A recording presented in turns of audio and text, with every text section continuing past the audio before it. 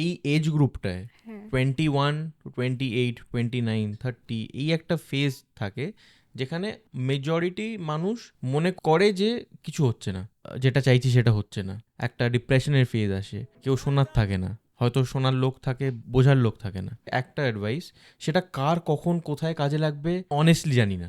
আমার একজন বন্ধু আমাকে এই কথাটা বলেছিল, যখন ভয় লাগবে তুমি কে, লায়ন, ওরা কে, মিট, মাংস, গো অ্যান্ড ইট, যাও ভাই খেয়ে নাও, ভয় পাওয়ার কিছু নেই, করলেও তুমি করলে, হারলেও তুমিই হারলে। তোমার চারপাশে যে চারটে মানুষ ঘেউ ঘেউ ঘেউ ঘেউ করে 10টা কথা বলে, তারা তোমার ঘরও চালাবে না, তুমি ঘরে বসে কাঁদলে তোমাকে চোখের জলটাও বসাবে না, তো যেটা করবে সেটা তো তোমারই থাকবে। তুমি চেষ্টা করো, এবং সবার প্রথমে এটা ভাবাটাই বন্ধ করে দাও লোকে কি বলবে। অ্যাবসলিউটলি লোকে বলবেই, তুমি ভালো করলেও বলবে, তুমি খারাপ করলেও বলবে। কারেক্ট। সব থেকে বড় কথা, নিজের ওপর বিশ্বাস রাখো।